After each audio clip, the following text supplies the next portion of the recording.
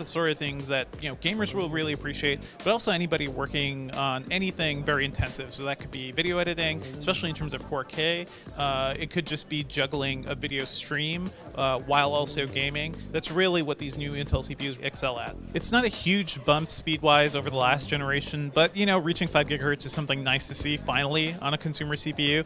Intel's also implementing a new soldered heating element that's called STIM, which basically just lets heat transfer better away from the CPU. That's something overclockers have been asking for a while now, just because we're reaching a point where there's so much heat coming out of these chips and they're getting hotter and hotter. Intel needs new ways to cool things down, and this is also a technology AMD is using on its new high-end chip, so they want to have some feature parity there. The Core i9-9900 is going to sell for around $488. The price kind of varies with all these Intel chips. But yeah, expect to pay pretty dearly for that. But if that's too rich for you, there's also the Core i7-9700K, and it's the first time Intel's bringing 8 cores to the i7 line. It only has 8 threads, so it's lacking the hyper-threading there, but it's almost $100 cheaper than the 9900. So, that could be a useful thing if you want a decent amount of power and you don't have $500 or so to spend on a chip.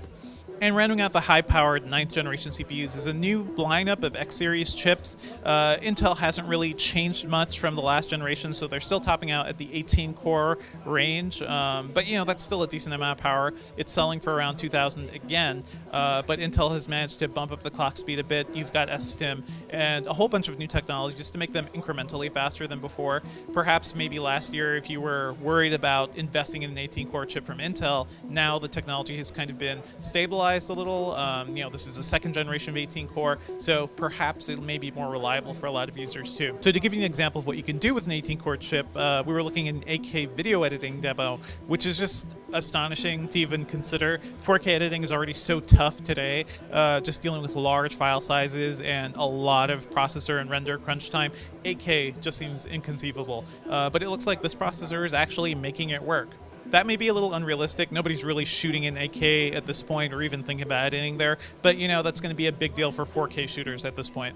At Computex, Intel also teased that they had a 28-core, 5 gigahertz CPU on the horizon. Well, they're not quite there yet, but today they launched the 28-core Xeon 3175X, and this is also a slight bump from the existing Xeon line, which is already 28 cores, but Intel added some additional technology, so now the speeds are going up to 4.3 gigahertz. And the big difference between the previous Xeons is that this one is actually unlocked, so you'll be able to overclock it and really bump up those speeds. So that makes this Xeon much more of an enthusiast chip than what we've seen from before in that family. Typically, those are meant for workstations and servers, things where stability matters more than overall getting as much speed as possible. Intel says the new Xeon chip will be available in December. We don't really have an idea of pricing yet, but the current 28-core Xeon sells for around $10,000, so it's probably going to be in that range. Overall, Intel's really focusing on extreme performance with its new family of processors. Really, gamers, content creators, people working on big files and dealing with a lot of data.